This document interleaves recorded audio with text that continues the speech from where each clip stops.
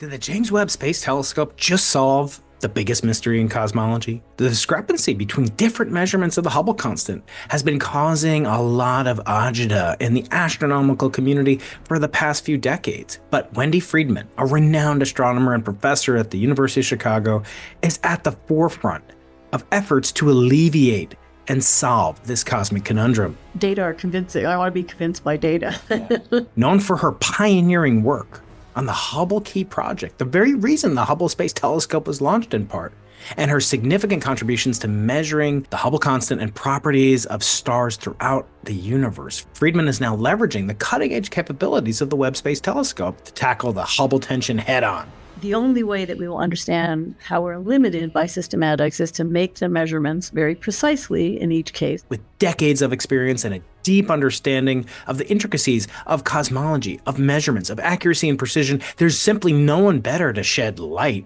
if you will, on this issue. So join us as we take a deep dive and perhaps resolve the tension, the frustration, and the anxiety plaguing astronomy today, courtesy of the brilliant Wendy Freedman. Let's go. Wendy Freedman, thank you so much for coming back on the podcast, your second time on the podcast. Glad to do so. Yeah, and thanks for hosting me in your beautiful office here at the University of Chicago. It's always a pleasure to come here. I get to experience humidity whenever I come from Southern California, where you used to live for many years. I did. Director at Carnegie. So we're going to talk about your career and your current research and this really cool looking model in the background over there that you're so intimately connected with. But the first thing I think I would be interested in talking about are these recent results that you have been participating in and leading to large part with the James Webb Space Telescope. So how did that come about? Because I understand from my friend Adam Reese, who's been on many times, it's very difficult to get time on the James Webb Space Telescope. They don't even know of all your accomplishments because everything is blind. The process. Walk us through the process. How did you come up with the idea? What is it telling us? And how is it perhaps resolving the Hubble tension without the need for a psychotherapist? You're right. It's very difficult to get time on JWST. It's highly oversubscribed and very competitive. At this juncture, we're trying to measure the Hubble constant more accurately than it's ever been possible to do before. And as you know, there's this possibility that there's a discrepancy between the nearby values of the Hubble constant that we measure locally and what you infer from measurements of fluctuations in the cosmic microwave background. So we need higher accuracy than we've ever had before in the local distance scale, because the microwave background observations now are so precise that we need to make sure that locally we can have a comparable competitive precision to see if the discrepancy is real. So our focus with JWST, and wrote a proposal that depends not only on Cepheid variables, which we use, for example, with the Hubble Key Project, which the CHOOSE team also uses, but including also two other methods, the tip of the red giant branch and a new class of carbon stars we're calling JAGB stars. And the premise is that because there are systematic uncertainties in any method, they all have their own. The only way that we will understand how we're limited by systematics is to make the measurements very precisely in each case. So you need distance indicators that are very precise internally and compare those. So that was our proposal, to measure the distances to nearby galaxies that have hosted type 1a supernovae. None of the methods I've just described goes out far enough that you can get into the smooth Hubble flow. The peculiar motions induced by gravitational interactions are too large to measure it accurately at the 1% level that is now a goal. And it's a very challenging goal, let me emphasize I'm sure. that. And so what we're doing is measuring the distances to the same galaxies using these three techniques. So we didn't know, are they all going to agree? Will there be three different answers? And will there be an outlier? Let's see. And if there's systematics, we'll try and uncover that. And so do the tip of the red giant branch, the carbon stars, the Cepheids, do they have kind of orthogonal systematic effects? Do they share common systematic effects, that have to be mitigated and you learn something from one branch and apply to another one, or are they distinct? Yeah, well, the nice thing about them is they're completely different populations. So Cepheids are young stars. We find them in regions nearby to where they actually form. because they haven't had time to move away, diffuse away from the locations where they were formed. And so we can only find Cepheids in the disk, and these are young stars. The tip of the red giant branch, we can find them in the disk and the halo, but the advantage of the tip of the red giant branch is that you don't have to work in the disk, because in the disk you have lots of dust, you have high surface density of stars, so you have potential crowding and blending of the objects, and that means you can't measure the luminosities very accurately. And when we get out in the halo, you don't have those problems. And then the JGB stars are an intermediate population. We find them in the outer disk, so not as much of an issue of crowding or reddening, and a very different evolutionary stage again. So that's the advantage. They have completely different systematic. In common, what they have is the calibration. So with JWST right now, our galaxy that provides the geometric distance to anchor all the galaxies is NGC 4258. It's a galaxy that has a black hole in its center, and it has water megamasers that are orbiting the black hole, and you can use those objects to estimate a distance, which is a geometric distance. So all of them have that 0-point calibration, and that's true even if you had more calibrators and using the same ones for the target galaxies. So there are nice things. They're all independent in terms of their physics, and then the relative comparison is very straightforward. Now, when you say tip of the red giant, how do you know something's truly in the tip? How important is it to be? And maybe say a little bit about HR diagrams and how you know this for some of the folks that might not be as much of astronomy mavens. Well, there can't be as much as you, but even as me. Can you describe, what does it mean? What is exactly going on with the tip of the red giant branch? Yeah, so giant branch stars are a phase of stellar evolution. Our sun will eventually become a red giant. And they have a core that has already exhausted the hydrogen at its center. Right? Most stars spend most of their lives burning hydrogen into helium. It's called the main sequence, and they spend most of their lives there. So these stars have used up their hydrogen. It's now got a core that's made of helium, a very dense state of helium. It's a degenerate core. And they're surrounded by an atmosphere of hydrogen, and a shell of hydrogen, and then an atmosphere. And the hydrogen is burning again, still burning hydrogen into helium. And it keeps, so that's what's powering its luminosity. And it's dumping the helium that it's forming onto the core. So it's getting hotter and hotter, more and more luminous. And then it reaches at the point where the temperature is about 100 million degrees. It can start to burn helium by this triple alpha process in a non-degenerate way. And so there's a thermal runaway. So the star can't expand because it's degenerate. The temperature is now enough you can start burning the helium, and it can't expand. So the temperature gets higher and higher and higher, runs away, and the star very rapidly then falls onto the horizontal branch. It does it. So it's no longer ascending the red giant branch. It's reached the tip. And we call that the core helium flash. And the position at which this core helium flash occurs is what we observationally refer to as the tip of the red giant branch. And it's very well defined. You can actually see it by eye. You don't have to do any sort of data processing you see it. The giants climb, and then there's a small population of asymptotic giant branch stars. They provide a sort of pedestal, but you can still see this discontinuity. You measure the first derivative of the luminosity function, and we do lots of tests of injecting artificial stars, et cetera, to see how well we're doing that. But it's very well measured. It's very simple. And that's a nice aspect of the method, because Cepheids are more complicated. You have to measure periods for them. You have to have colors so that you can correct for dust.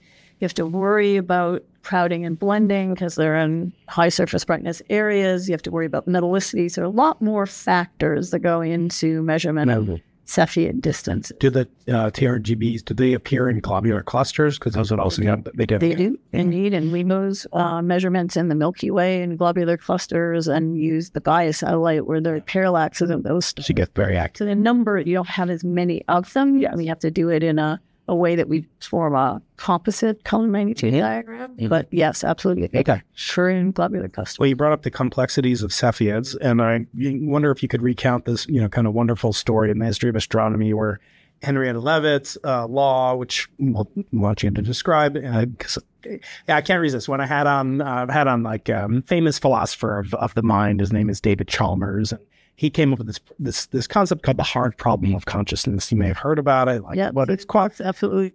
Yeah, so he's an amazing. I had him on, and he's from Australia.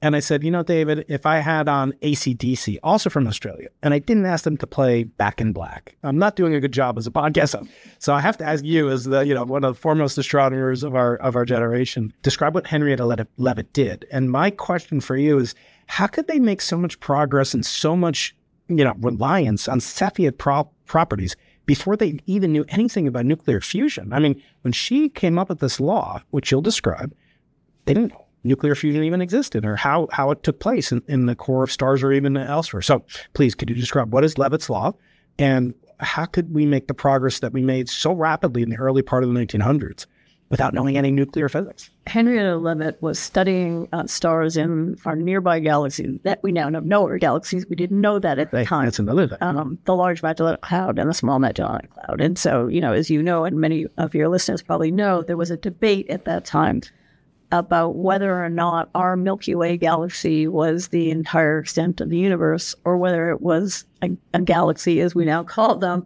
similar to the Milky Way. I mean, that there were other galaxies similar to the Milky Way. And there was no way of telling, because you couldn't measure the distances to these objects. There was no way of doing that other than for the nearest stars. And what Henrietta Leavitt discovered was that there were stars in the Magellanic Clouds that were changing their brightness over time. And so she had access to Harvard plates, photographic plates, which was the detector at that time. And these are big glass photographic plates. And what she found was that the brightnesses of these stars, they would get greater and greater, and then at full more slowly. So rapidly rise in brightness and then fall off more slowly. And that was similar to stars that have been known since the 1700s, Cepheid variables that were known in our own Milky Way galaxy. And so she made the further observation that the brightness of these stars was related to how fast they were changing in their brightness, the period of variation of the stars. So she plotted the brightness versus the period in a logarithmic form and discovered there was this really tight correlation. Mm-hmm.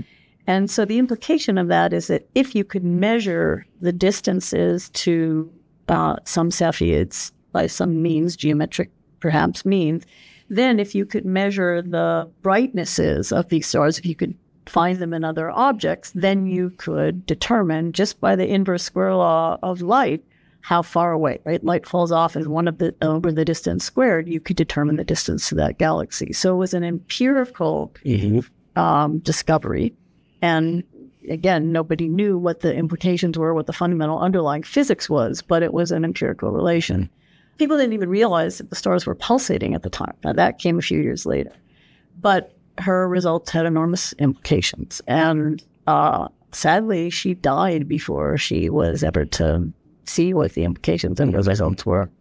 There's a new book coming out in the fall from MIT Press about her that I'm going to have the author on. She's coming out in September. She's great. I've spoken to her. Oh, you have? Okay, great. Well, bring this conversation up when I talk with her. So another thing that I've wondered about, kind of inverting my question, is now that we know so much about nuclear fusion, has that impacted, does that have an effect on the cosmic distance ladder? Does it affect things, or have we improved it?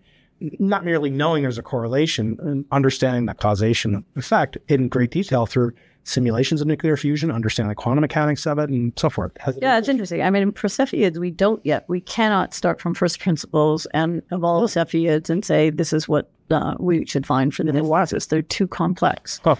And the atmospheres are complex, and there's still really a lot of uncertainty about how metallicity might affect the luminosities of these stars. So it's not just the interiors, understanding the stellar evolution part of the interiors, but there's also an atmosphere, and the atmosphere is in motion. So no, we cannot do that. The probably closest method would be the tip of the red giant branch. The stellar evolution of those stars is very well understood, and it's been understood for decades. We understand the core helium flash. That's been really well modeled, and we do understand the nuclear physics of those objects. And some of these carbon stars, what are they called, JAB or JAGB? Yes. JAGB.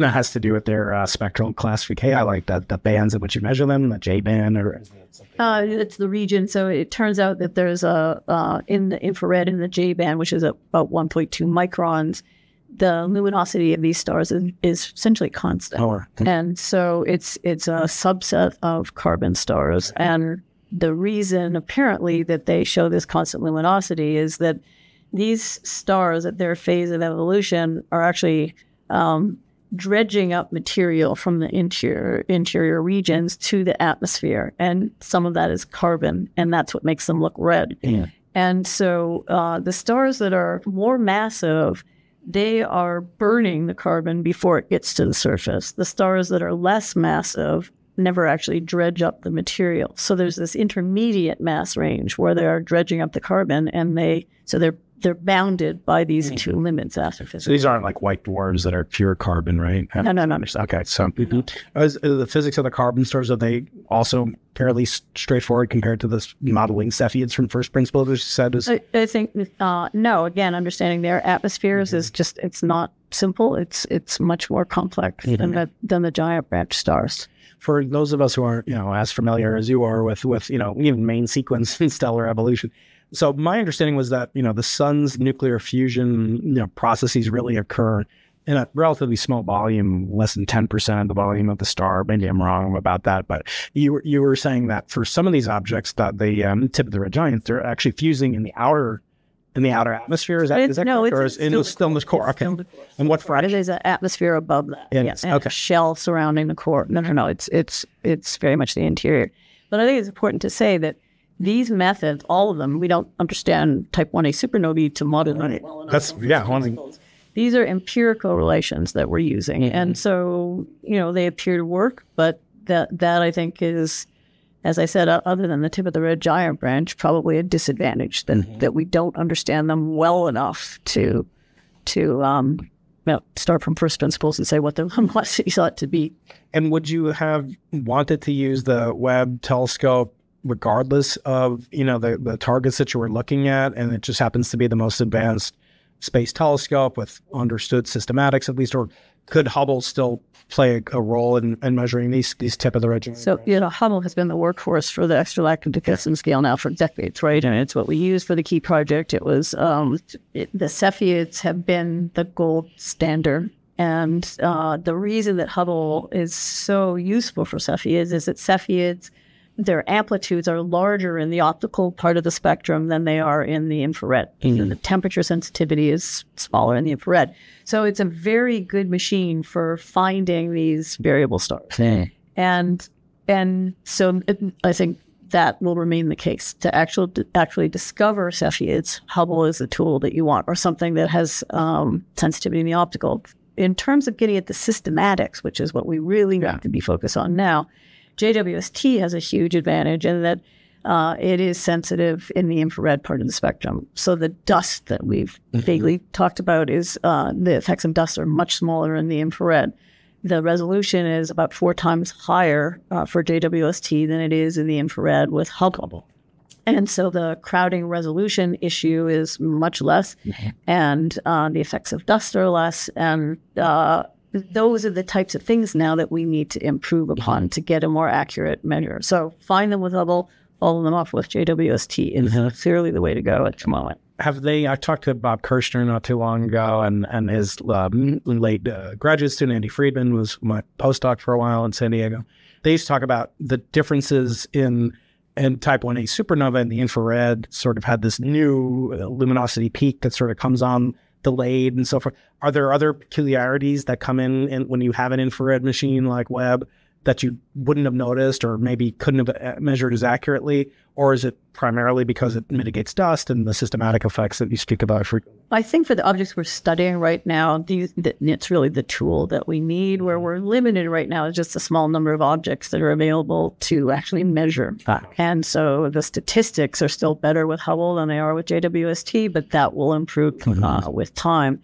And the other is that because the samples are small, we're looking potentially that there may be systematic effects in the calibrators themselves. And that's something that is, we're starting to see hints of in the data. And we need to follow up and make sure that these aren't problems. So the objects that have been measured with Hubble that are the most distant objects in that sample, and it's a small sample, it's a few dozen, and to show that they don't have resolution issues, so if you get, let's say, your corrections for crowding wrong, then you're going to get your colors wrong. Then you're going to get the dust corrections wrong. Then you're going to get your metallicity correction wrong. So it's not a simple matter as, maybe there's one systematic, but they are degenerate. And so that could have a lot bigger effect than you think if you get them wrong. And the farther you push out in distance, the harder those measurements become. So I think within a few years, we will understand if either there are no problems or then there are problems with the more distant ones, and we'll see. We just don't know yet because the distant ones haven't been tested. Right. And if like one of your grandkids comes to you and says, Nano, or they call you Grandma. That'd be right. Good. I really want you to help me on my, first grade science fair project. I want to develop, measure the Hubble constant using this other tool. And it could be anything.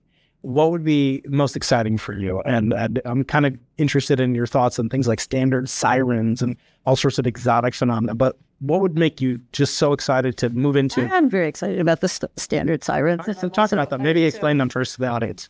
Yeah. So the idea with standard sirens is these are objects that now have been detected with LIGO and other gravitational wave detectors. So there are two neutron stars that start inspiraling and coalesce. And you can use the measurement of the gravitational wave interaction. If you have also a measurement of the velocity, you need a spectrum of the object. So you need an optical or some sort of a telescope to also get a velocity, because you need distance and velocity to measure the Hubble constant. And so it's a very nice technique. It's independent completely of all the kinds of systematics that we're talking about for the local distance scale. And conceivably, it could be measured at larger distances where you don't have to worry about peculiar velocities, et cetera, et cetera. But they turn out to be unbelievably rare. So there was this beautiful object that was discovered in 2017. Almost as soon as they turned on the detectors, they found this object, and hundreds of people chased it in the optical, and it was just an amazing multi-messenger astronomy. Multi-messenger astronomy, and given how fast that happened, you would predict there would be a lot more objects that have been observed, and there hasn't been a single other one like it since. So there should be more statistics. So that's not going to happen anytime soon. But I really like the method because it's again based on fundamental physics, doesn't have a lot of the systematics that we have to worry about, like dust and calibration, and it will have its own uncertainties, and that will become clearer when you have a larger sample too. But it would allow us, I think, to test what we measure, and it's my strong belief that we won't have a Hubble constant to 1% until we have several methods that are precise at the 1 to 2% level. And during the Key project that we did with Hubble when it was first launched, we had 5 different methods. And the whole philosophy, and coming back to why did we do what we did with JWST, was let's measure several different ways of measuring distances. And then each of those will have its own set of systematics. And some of them will be unknown systematics. I can tell you dust will always make something look fainter. That's a systematic effect. But you discover other types of systematics as you increase your precision, and sort of other effects will pop up out of the noise. And you may not be aware of those until you get better measurements. So until we have several methods at the 1 to 2% level, and then can compare them and get a robust estimate of the overall uncertainty, then I don't think the local distance scale is going to be providing the type of extraordinary claims require extraordinary evidence. You need extraordinary evidence, and I don't think it comes from one method. You're not going to get it from the Cephids alone, and that's why we developed these other 2 methods. Hey there, students of the impossible. The Hubble tension might be one of the biggest mysteries in the cosmos, but a mystery to me is why so many of you that watch, engage, and love this podcast are not yet subscribed. It's only about 50% of you that are subscribed according to YouTube's analytics or podcast app metrics. So let's resolve this great tension for me. Just subscribe. Click wherever you're watching on video, click subscribe. And on audio, make sure you follow the show. And don't be afraid to leave an asterism, a small number of stars as a review, no matter where you're listening to this podcast. Or if you're watching it, leave a comment and a thumbs up. Now, back to the episode. One thing I was always curious just about, why wasn't the Key Project led out of a Space Telescope Science Institute? How did it come to be led by you and Carnegie and the role that you played in it? And maybe you can take us back. What was the nucleus of it? I should say one of my close friends is Nick Spitzer at UCSD, and his dad, of course, is Lyman, and we played a big role in the nucleation of Hubble itself. And when did it become clear that this was worthy of a Key Project? People think about Hubble, they think about, the pillars of creation, the deep field. They don't know, because it's maybe not as pretty in the visuals as those objects are, but our subjects were. But how did it come to be? And how did you come to be the leader? Yeah, the genesis of it was actually Riccardo Giacconi, who is the director of Space Telescope Science Institute even before Hubble was launched. And Riccardo's concern was that if you left the decision of how to allocate the time on the telescope to a group of astronomers, or time allocation committees, or TACs, there would be a natural tendency to divide up the time into tiny little pieces, right? Because everybody knew this was going to be oversubscribed. We waited for decades to get above the Earth's atmosphere, and it was pretty exciting. Yeah. So he put together a panel of graybeards, as it was called at the time, and asked them to consider what were big projects that only Hubble could do. And if you said, Hubble were to fall into the ocean a year after it was launched, what would never get done from the ground? So what was unique to Hubble? And so they came up with this idea of Key Projects that got competed. We wrote a proposal for the Key Project, and we had to, in fact, apply for time every year. We were not guaranteed the time all the way through. Mm-hmm. And one of the projects that was recommended was the extragalactic distance scale. And at that time, there was this debate about whether the Hubble constant was 50 or 100, so a factor of 2 debate.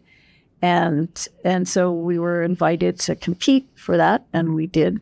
And the original leader of the group was Mark Aronson. Yeah. I was his deputy. And so Mark was tragically killed in an accident at Kitt Peak in 1987. Hubble was supposed to be launched in 1986, right after what became the Challenger accident. And so the whole project was delayed. And then in the 1990s, we reproposed, and so, of course, then the Spirit collaboration happened. And so our proposal didn't go through. We got our first data in December 1993. And so Rob Kermit, Kenneckett, Jeremy Mould, and I became co-PIs, and I was the PI in charge of the science end of the project. So Jeremy was management, and Rob was budget as we put the proposal together, but we worked closely together. For a long time, Alan Sandage, or obviously very conversant with his work and his famous claim that cosmology was a search for 2 numbers.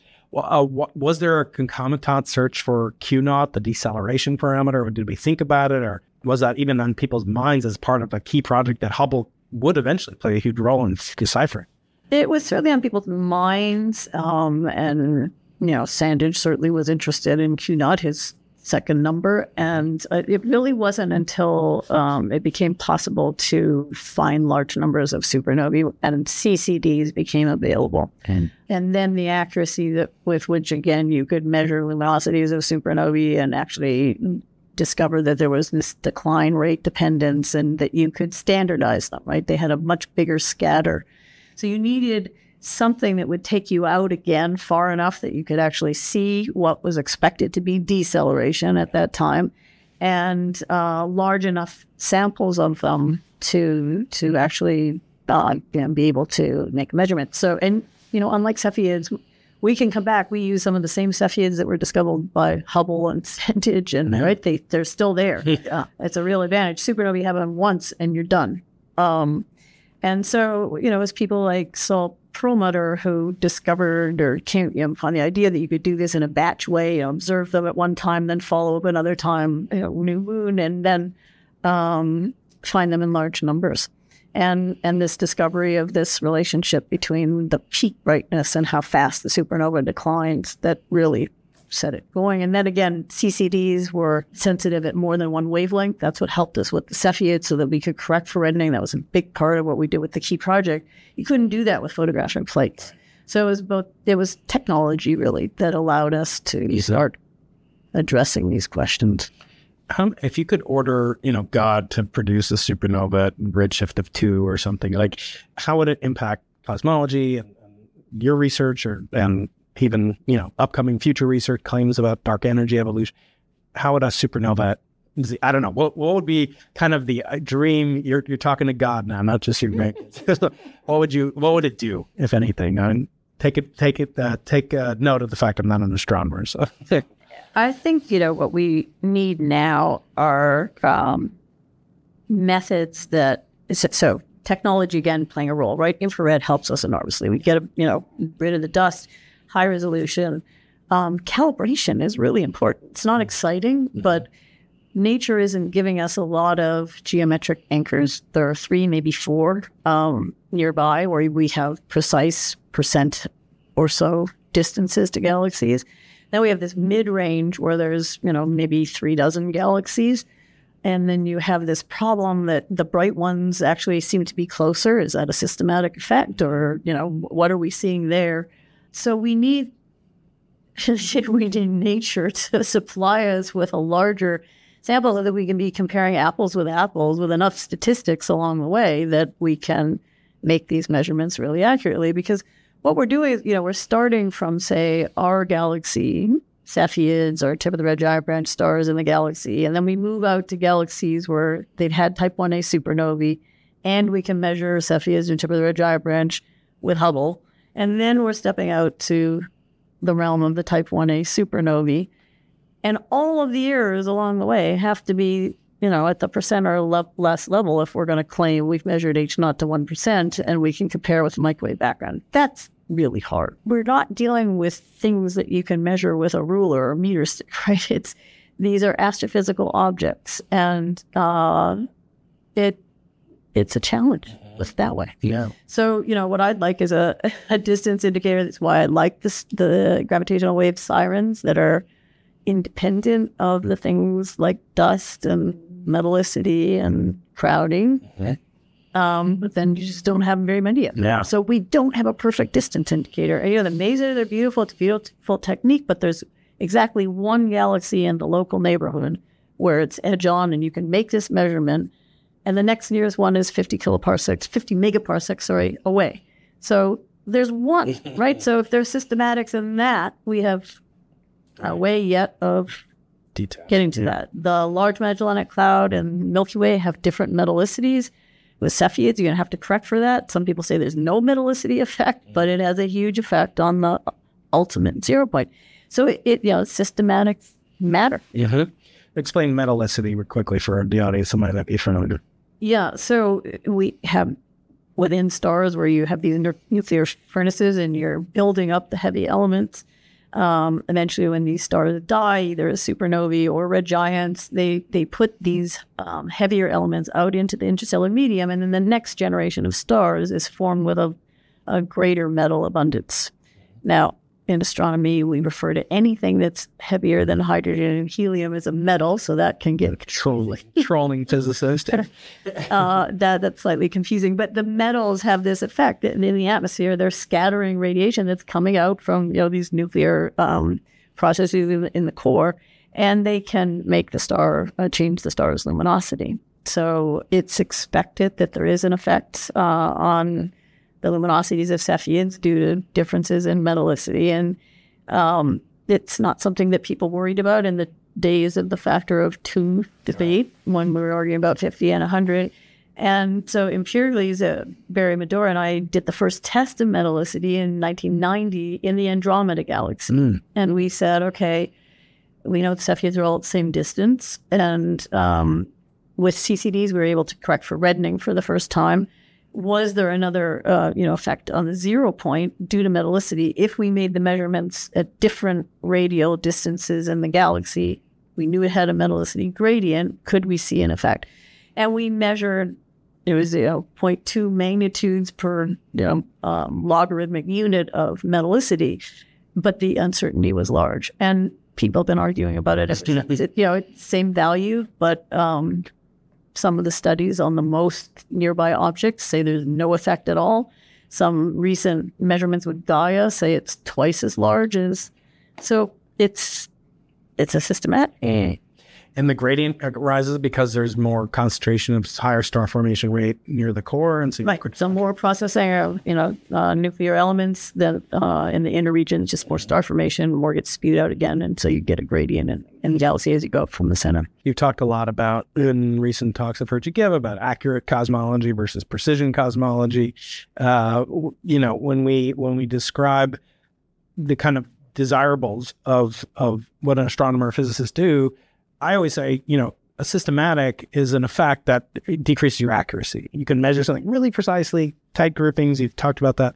But I often will say, at least for us in cosmology and CMB experiments in particular, we know we have a systematic from dust. That dust is everywhere. I always joke when you see these studies and like this new compound cures, baldness, and it's always at the end it's like in mice. So I always say the version of it. Exactly. Yeah. So there's a meme online where people say, well, just say mice, because it's like, who knows if you drink 10,000 cups of coffee, in your morning, you're going to die. Well, how do you know? Because we did this in mice. Well, how do you know? But I always say for astronomers, we just say dust. Like dust is basically the pernicious pain. Dust or magnetic fields. The magnetic fields. And sometimes they're linked together, right? As they were for us with our claim measurement of inflationary gravitational waves.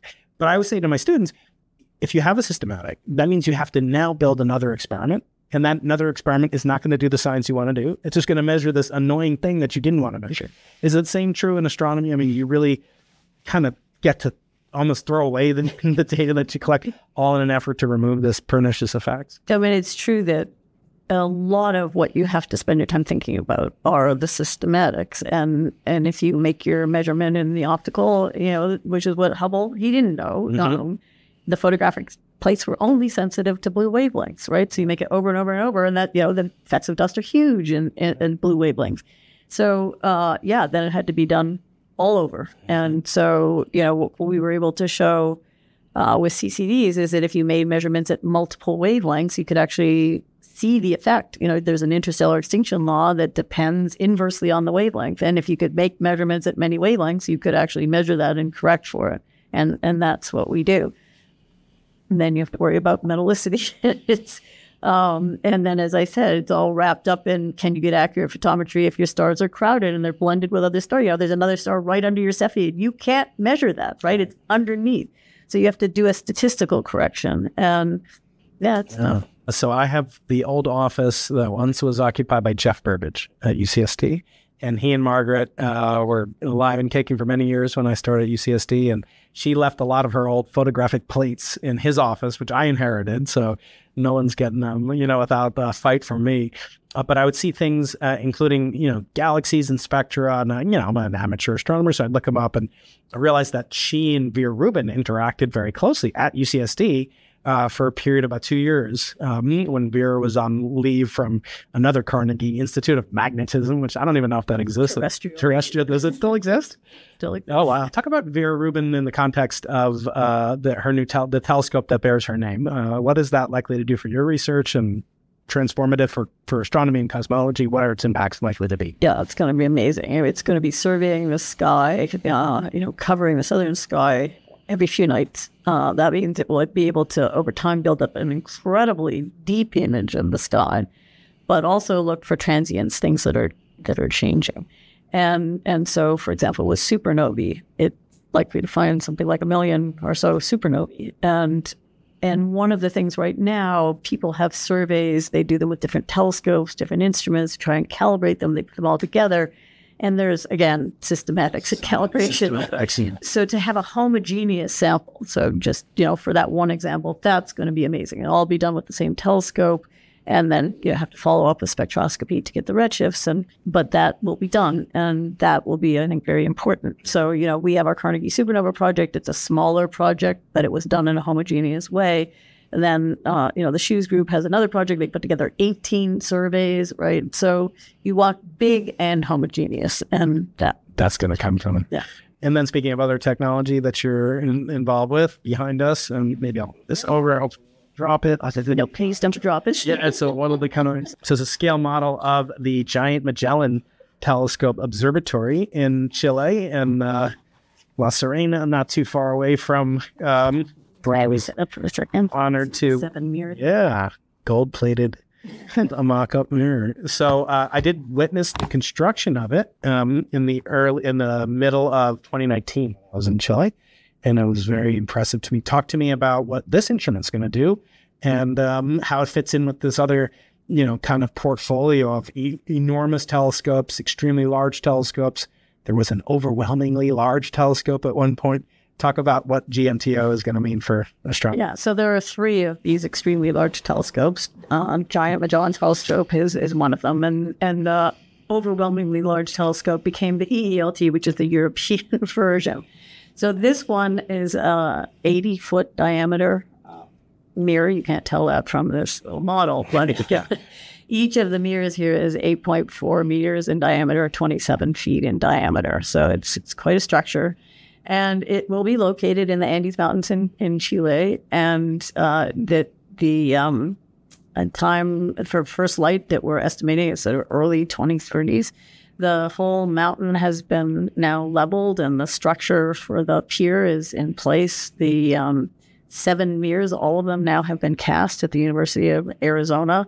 And one of the first light instruments is going to be an instrument with very high resolution, spectral resolution for detection of Earth mass planets, which I think will be extremely exciting. It's a very wide field of view on the sky, so it's not as large as the European telescope, but it has this multiplexing advantage, so you can cover a very wide area simultaneously. Mm-hmm. And it's now an international partnership. We started off when I became chair, where we had 3 partners. We now have 13 now and growing, and international partners with Australia, South Korea, Brazil, Weizmann Institute in Israel, and then universities and other scientific institutions across the U.S. So it's moving. We're ready to go. We have the site. And we're looking to the National Science Foundation for the rest of the construction funding. Yeah, they have to make a decision which way they're going to go.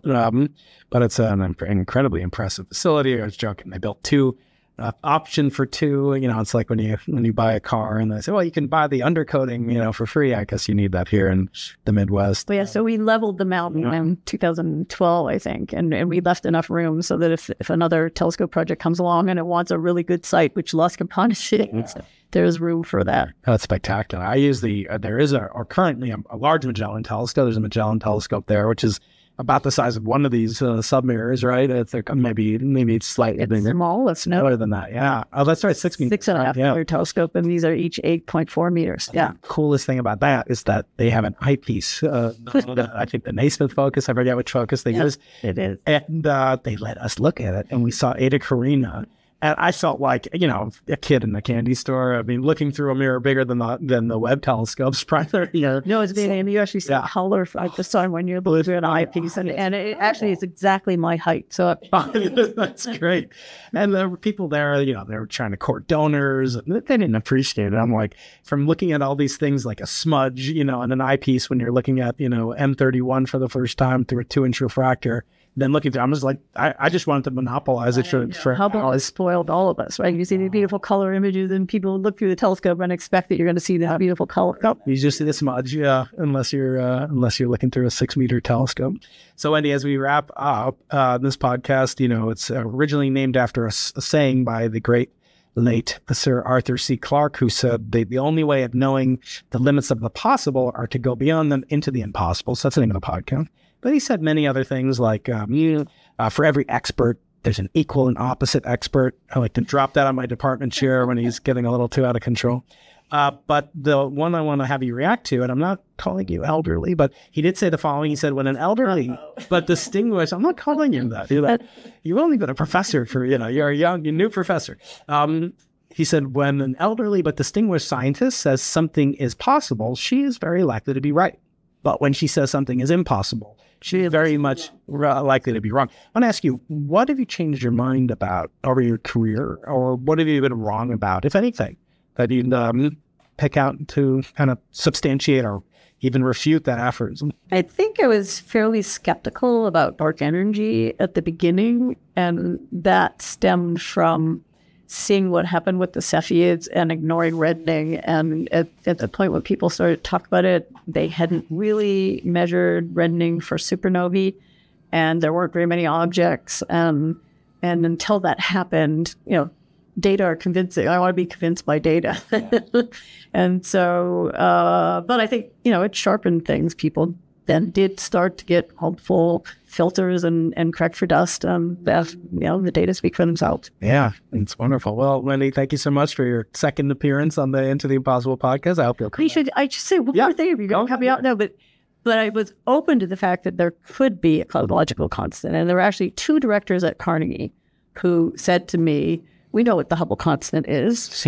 Why are you wasting your time? I mean, literally, that was because we knew what the ages of globular clusters were. That was Sandage's argument. So the Hubble constant was going to be 50 to be consistent with the ages of globular clusters. And my strong feeling was we have to measure it. So, I mean, that's been just what I feel. And it's true today. There is still, it's margin in the head. And let's measure it well. And it's tough. Accurately. That's right. Don't only focus on precision. Wendy Freedman, thank you so much. It's been a great joy. Nice to talk to you. Great to be here. You made it to the end. I know you're going to love this interview with Bob Kirshner. And click here for a playlist of the best episodes from the past few weeks. See you next week on Into the Impossible.